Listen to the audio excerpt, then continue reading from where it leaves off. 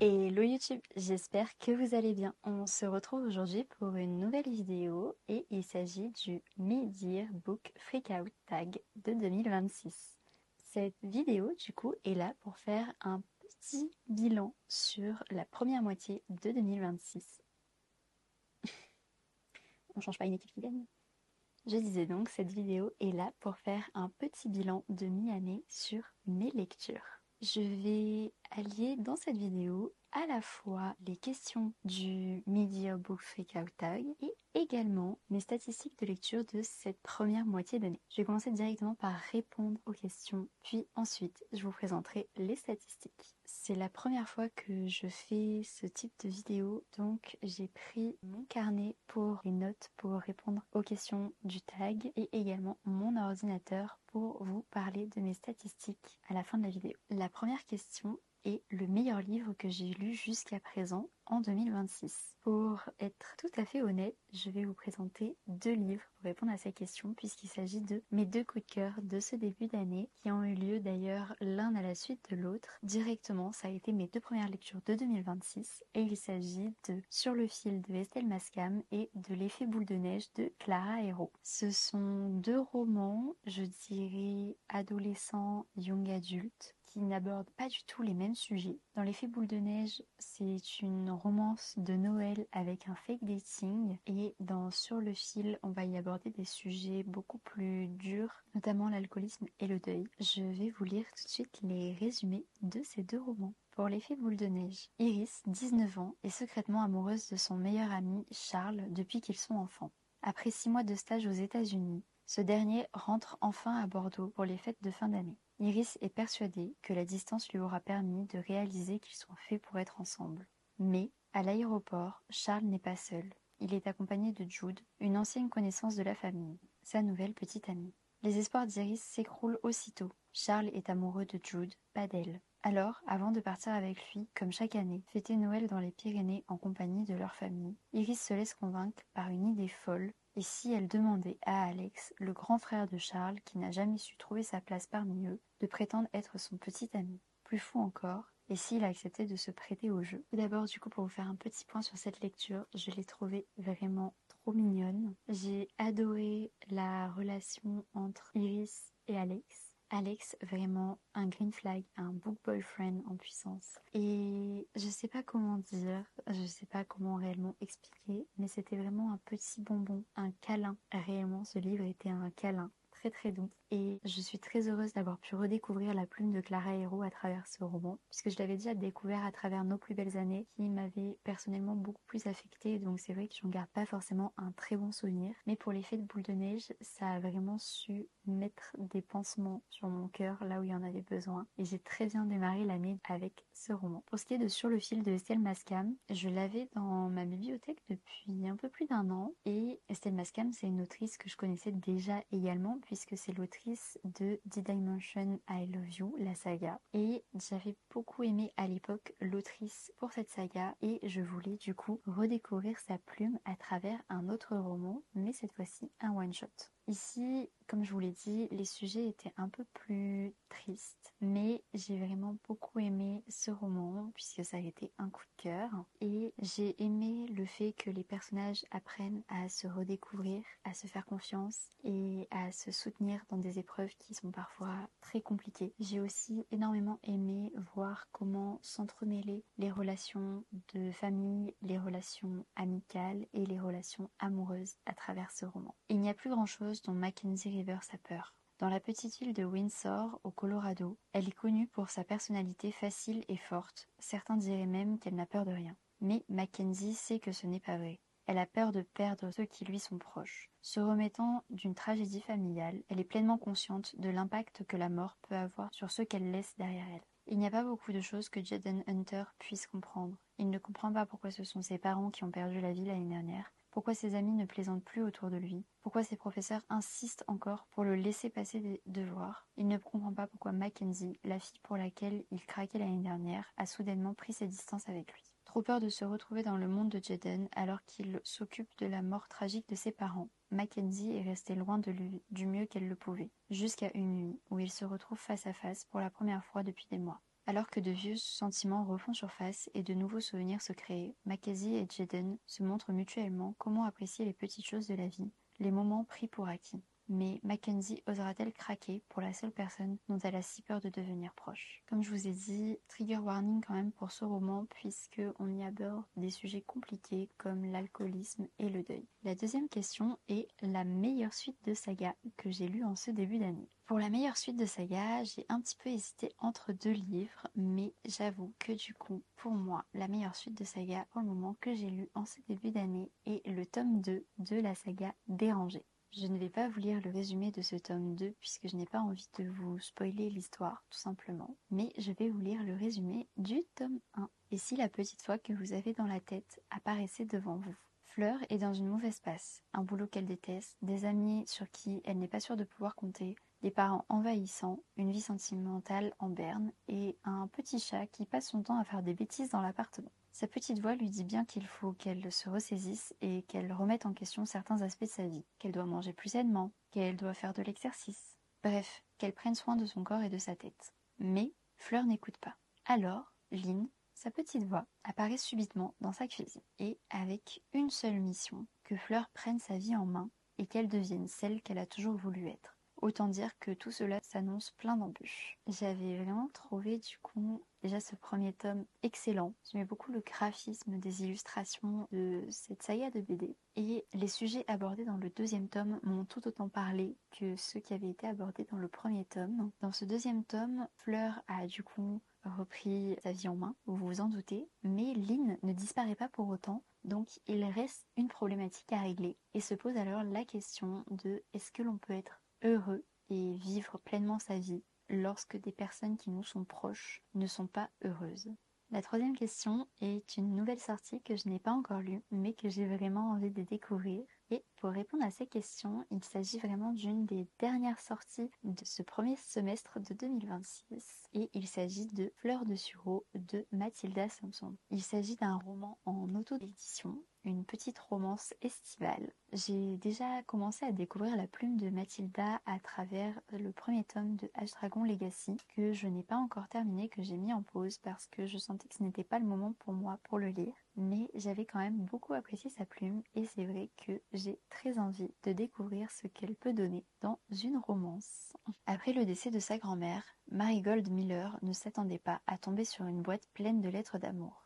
Elle y découvre une to-do list de rendez-vous que ses grands-parents s'étaient promis de réaliser avant que la mort ne les sépare. Pour honorer ce souhait, Marigold va alors essayer de cocher toutes les cases de cette liste avec Maverick Remington, le playboy de la ville qu'elle fréquente. Elle interprète sa découverte comme une recette miracle afin d'officialiser leur relation.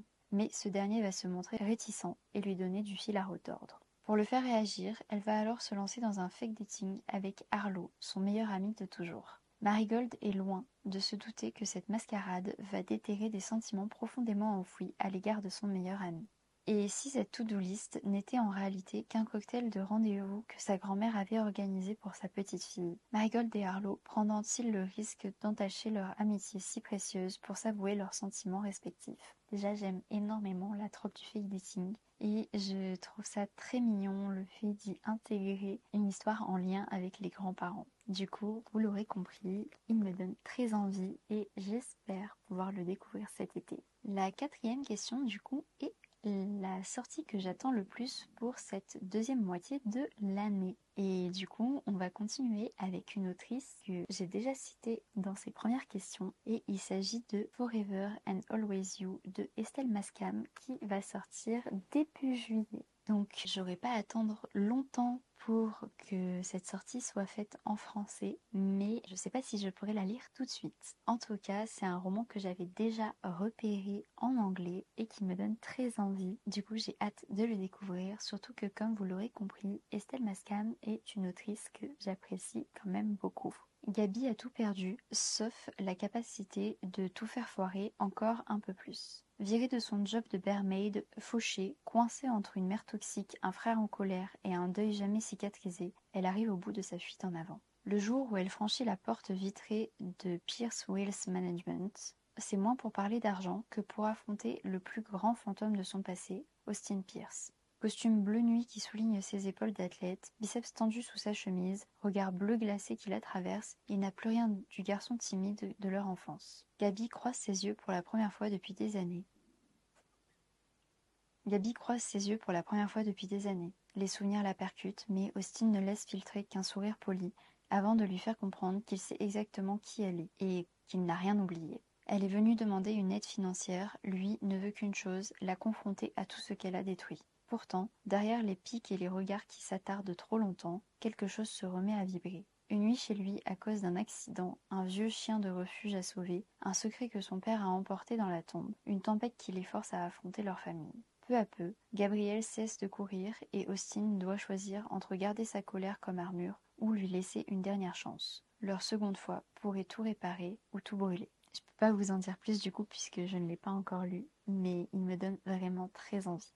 La 5e question est du coup, quelle a été ma plus grosse déception de 2026 ? Et cela va peut-être vous surprendre vu tout ce que j'ai dit précédemment, mais il s'agit de D-Dimension It's 10 Years Later de Estelle Mascam. J'ai découvert au mois de février qu'il y avait eu une petite nouvelle bonus dans l'univers de d'Emily. Et je me suis réjouie à l'idée de pouvoir la découvrir et malheureusement pour moi, ça a été une énorme déception. Je l'ai noté 1,5 étoiles sur 5 si je ne dis pas de bêtises. Ça a vraiment été ma pire lecture depuis le début de l'année. En fait, je n'ai pas retrouvé la plume de l'autrice à travers cette nouvelle et j'ai été très déçue. Je m'attendais vraiment à avoir des nouvelles un peu plus approfondies de Eden et de Tyler. Malheureusement, on survole le sujet sur une soirée, on apprend que a priori Eden serait enceinte et on est là pour fêter les fiançailles d'un des frères de Tyler. Voilà, c'est pas du tout ce à quoi je m'attendais et j'ai été très très déçue. On passe du coup à la 6e question qui est la meilleure surprise que j'ai eue en 2026. Pour répondre à cette question, j'ai choisi du coup, même si j'ai eu plusieurs bonnes surprises, de vous mettre Coup de foudre ou presque à Hawaï. C'est un livre que j'ai eu la chance de découvrir en service presse et je savais vraiment pas à quoi m'attendre puisque je ne connaissais pas du tout l'autrice, même si elle a déjà publié d'autres romans. Et j'ai été vraiment très très agréablement surprise en découvrant cette petite romance estivale. On va suivre Kay et Simon sur une des archipels d'Hawaï. Et Kay est une locale, Simon vient de la métropole et il est là pour venir racheter des parts du resort que tient la famille de Kay. Simon, jeune français au charme discret mais à la poisse légendaire, débarque à Kauai pour évaluer le Mackay Resort.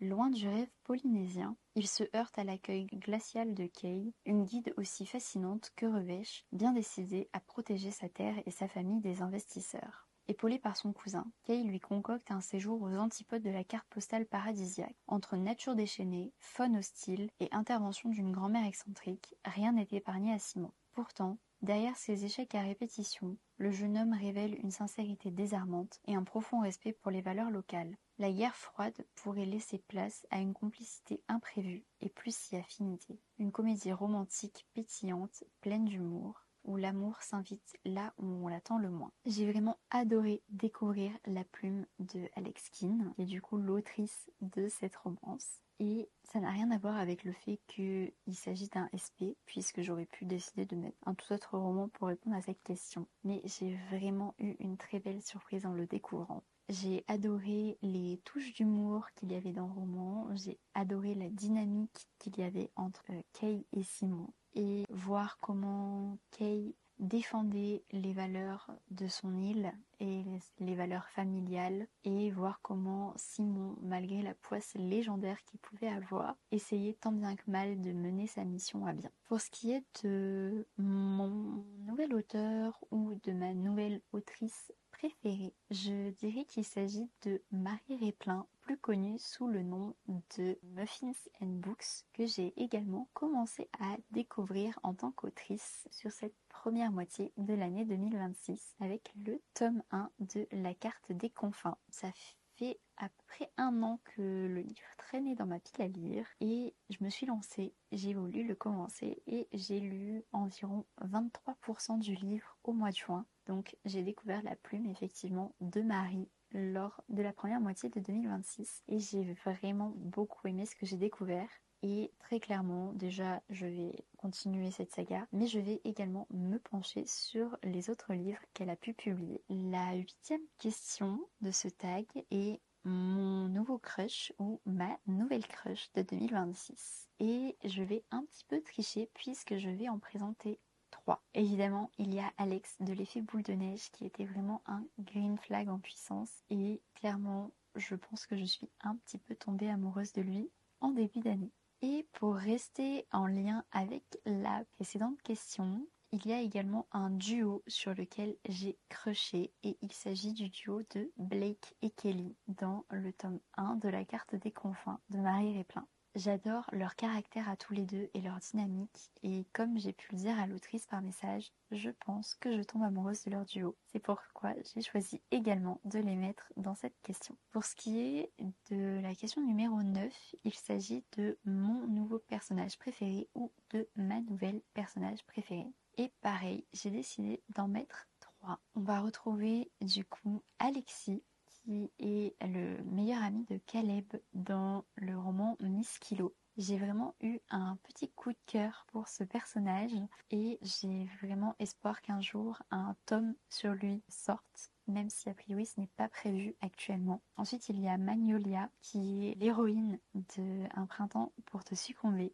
que je pense que vous connaissez déjà. Pareil, j'ai commencé à la découvrir là au mois de juin puisque j'ai lu 50% du roman et vraiment, je ne sais pas comment expliquer, mais pour moi c'est une personne en or et c'est pourquoi elle devient une de mes personnages préférés. Et enfin, il y a du coup Kali qui fait partie aussi de mes crushs que j'adore par sa répartie, par son tempérament un peu de feu, on va pas se mentir, et pour le courage qu'elle peut avoir. On passe du coup à la 10e question qui est un livre qui m'a fait pleurer en ce début d'année. J'avoue que j'ai eu énormément de mal à répondre à cette question parce que je n'ai pas de souvenir de vraiment avoir lu un livre qui m'a fait pleurer. Donc j'ai décidé de vous présenter le tome 1 de Miss Kilo que j'ai découvert également en service presse puisque c'est celui où j'ai failli verser quelques larmes à certains passages du roman, notamment pour de très belles paroles que pouvait avoir le protagoniste masculin envers la protagoniste féminine. Alexandra a toujours eu un seul et unique complexe, son corps. Dans un monde où les apparences dictent la valeur des gens, où chaque fille semble née pour rentrer dans un 36, Alex, elle, déborde des cases. Ronde, moquée, souvent invisible, elle se cache derrière des pulls trop grands et un sourire forcé. L'adolescence n'a rien d'un âge d'or pour elle, c'est plutôt une succession de remarques cruelles et de cœurs brisés, jusqu'au jour où son chemin croise celui de Caleb Lanford. Héritier d'un grand nom de la mode, passionné, idéaliste, il rêve de bousculer les codes et de prouver que la beauté ne se résume pas à une taille. Et s'il avait justement trouvé en Alexandra la muse qui changera tout? Entre défis, doutes et sentiments naissants, Caleb et Alex vont apprendre que la plus belle des révolutions commence souvent par un regard et qu'aimer, c'est parfois réapprendre à se voir autrement. Ça a été une très belle découverte et honnêtement, le fait que ça soit un SP, ça m'a juste permis de découvrir ce roman que je n'aurais peut-être jamais découvert autrement. La question suivante est un livre qui m'a rendue heureuse. Et du coup, je vais vous reciter un livre que j'ai déjà cité en début de vidéo, puisqu'il s'agit de L'effet boule de neige, qui, comme je vous le disais, a vraiment été une boule d'amour. Voilà, donc à la lecture de ce livre, j'étais vraiment très heureuse. On passe à l'avant-dernière question, et il s'agit du plus beau livre que j'ai acheté ou reçu en ce début d'année. Je triche un petit peu, oui et non, pour répondre à cette question, puisque c'est bien un livre que j'ai acheté sur la première moitié de 2026, mais je ne l'ai pas encore reçu. Je le recevrai probablement en août ou septembre d'après ce que j'ai compris, puisque j'ai participé à une campagne Ulule. Et il s'agit de Tricot, Cidre et Mauvaise Foi de Tamara Baliana. Je l'ai pris dans sa version collector et il est vrai qu'on a débloqué pas mal de paliers, notamment avec du coup des dorures sur la couverture et des illustrations à l'intérieur du roman. J'ai vraiment très hâte de pouvoir l'avoir entre mes mains. Un chien incontrôlable, un producteur grincheux et un tonneau de cidre renversé, que les ennuis commencent. Novalier fuit Paris pour ouvrir Fil et Délices, un salon de thé doublé d'une boutique de laine dans le paisible village normand de Montécourt.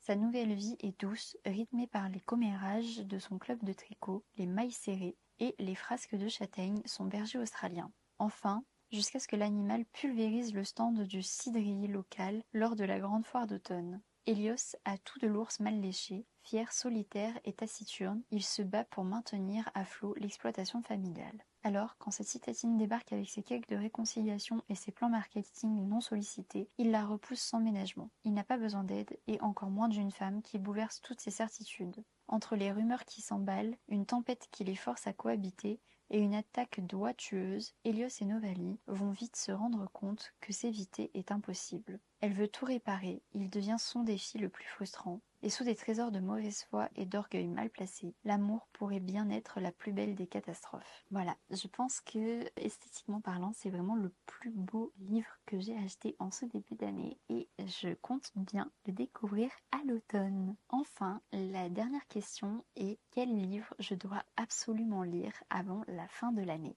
Et je pense que ma réponse ne va pas vous surprendre, mais il s'agit de La face cachée de Margot. Tout simplement parce qu'il s'agit du plus vieux livre de ma palle, car ça fait 11 ans et demi qu'il y est, et que j'en ai un peu marre de le mettre dans quasiment toutes mes piles à lire. Et j'avoue que je n'ai pas envie que cela devienne un running gag, et j'espère fortement pouvoir le découvrir d'ici la fin de l'année. Personne ne s'intéresse vraiment aux choses importantes. Margot Roth-Spiegelman, le nom aux 6 syllabes qui fait fantasmer Quentin depuis toujours. Alors, forcément, quand elle s'introduit dans sa chambre une nuit par la fenêtre ouverte pour l'entraîner dans une expédition vengeresse, il la suit.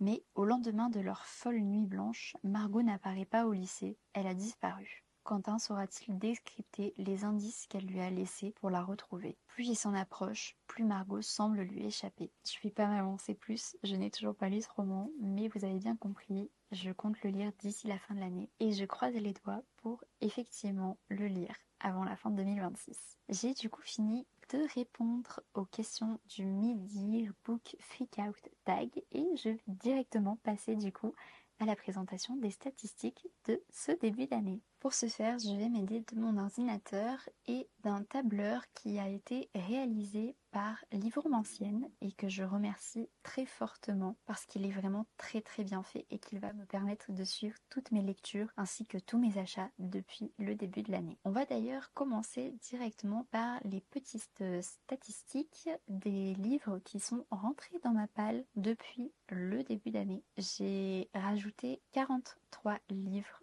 dans ma bibliothèque, que ce soit au format physique ou au format numérique, et j'ai alloué un budget de 236,92 € au livre depuis ce début d'année 2026. J'avoue que c'est la première fois que je traque mes dépenses de livres, donc j'ai un peu de mal à me dire si c'est beaucoup ou pas sur les 6 premiers mois de l'année. Je vais faire un petit calcul rapidement. Ça fait environ une quarantaine d'euros par mois, donc l'équivalent de 2 brochets neufs. Je trouve que c'est pas forcément excessif en termes de budget. Chacun en pense ce qu'il veut, mais dans mon cas, voilà, maintenant que je fais un peu le ratio, je trouve que c'est pas forcément excessif.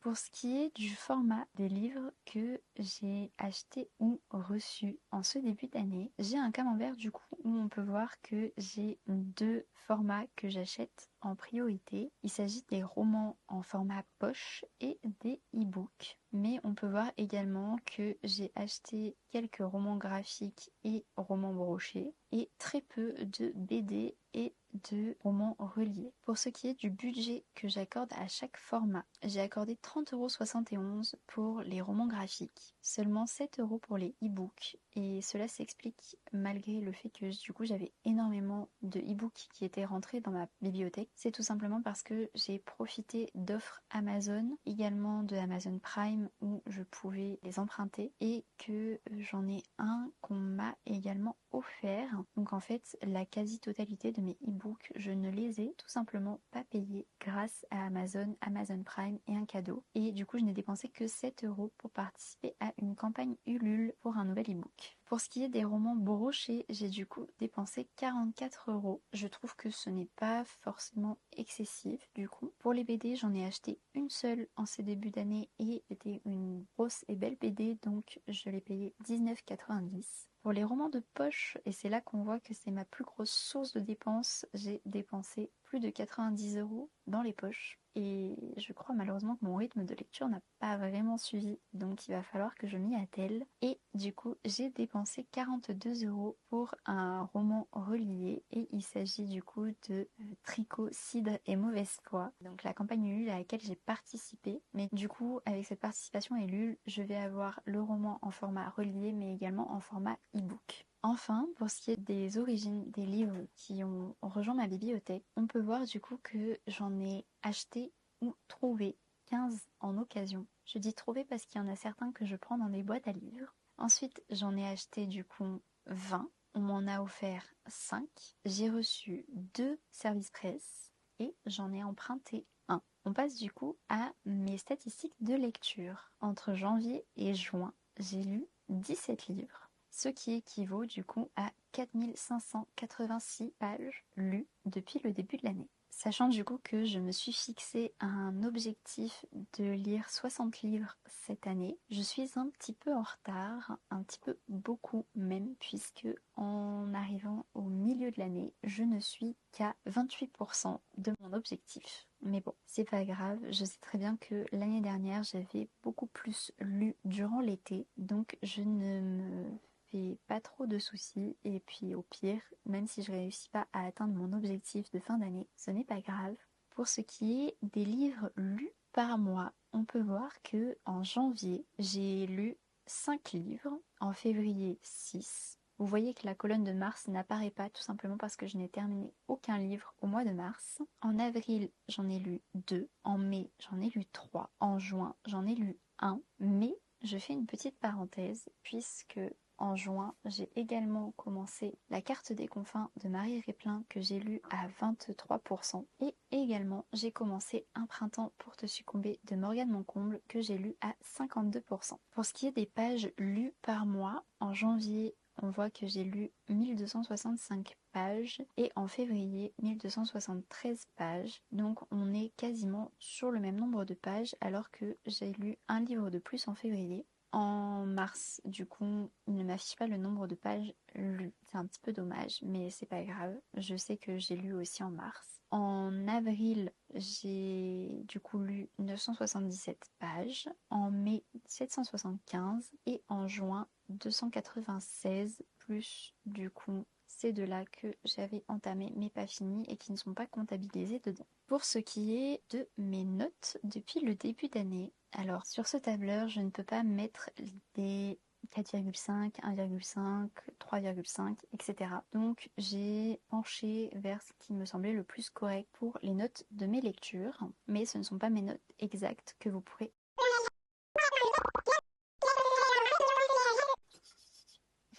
Du coup, j'ai essayé de faire au plus juste par rapport à ma notation. On peut voir que j'ai noté 7 livres 5 étoiles, 2 livres 2 étoiles, 3 livres 3 étoiles, 4 livres 4 étoiles et 1 livre 1 étoile. Pour ce qui est du type de livre que je lis, on peut voir que je lis principalement des romans et un petit peu de nouvelles. Et ce que je lis le moins, ce sont les bandes dessinées et les webcomics. Mais je pense que cette tendance va peut-être s'inverser sur la deuxième moitié de l'année. Voire peut-être que des nouveaux types de livres vont se rajouter à ce graphique. Pour ce qui est des médias que j'utilise pour lire mes livres, j'en utilise deux principalement, donc le papier et le e-book. Et du coup, il y a une autre catégorie qui s'est créée qui est le mix entre papier et e-book. Mais comme vous pouvez le constater, je ne lis absolument pas en audio. J'ai beaucoup de mal à lire en audio, je n'arrive pas à me concentrer. Donc pour le moment, je dirais que c'est un type de média qui n'est malheureusement pas fait pour moi.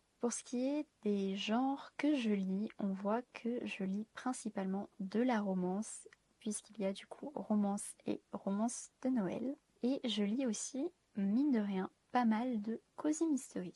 On retrouve ensuite la mythologie et le développement personnel. Dans la mythologie, j'ai mis la saga L'Or Olympus et dans le développement personnel, j'ai mis la saga Dérangée. Voilà, pour que vous sachiez un peu de quoi il s'agit. Au niveau des tranches d'âge de mes livres, je lis beaucoup de Young Adult et de New Adult. C'est vraiment ce que je lis principalement au cours de l'année. J'ai également découvert pas mal de livres qui vont dans la tranche d'âge adolescent en ce début d'année, je trouve. Je suis assez surprise et j'ai également découvert un ou deux jeunesses en ce début d'année. Mais ça reste vraiment pas ce que je lis en priorité et je suis vraiment beaucoup plus attirée du coup par le New Adult qui est représenté énormément par les romances que je lis et également le Young Adult pour la même raison. Et enfin, on va faire un petit point sur mes sagas. En ce début de 2026, j'ai lu 8 one-shots. J'ai commencé 6 nouvelles sagas. J'en ai terminé une et j'en ai continué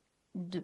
Là, si je me concentre vraiment sur mes sagas, c'est des sagas que j'ai également commencé les années précédentes. C'est pas des sagas que j'ai commencé forcément cette année. On peut voir que j'ai 29 sagas en cours, que j'en ai terminé 6, que j'en ai DNF 9 et qu'il y en a 3 où je suis à jour. Je pense sincèrement, en voyant du coup ce petit graphique là, qu'il va falloir que je me mette un petit coup de fouet pour terminer les sagas en cours. Mais là, je sais déjà que j'ai prévu cette année d'en terminer au moins 2 de plus. Donc bon, ça fera pas énormément diminuer mes sagas en cours, mais c'est toujours ça de prix. Et c'est ainsi que je termine ma vidéo sur mon petit bilan de mi-année 2026. J'espère qu'elle vous aura plu. J'espère que vous aurez pu découvrir des nouvelles lectures qui vous intéresseront. Et je vous laisse me dire en commentaire quelle a été votre meilleure lecture et votre pire lecture de ce début d'année. Je vous dis à une prochaine dans une nouvelle vidéo.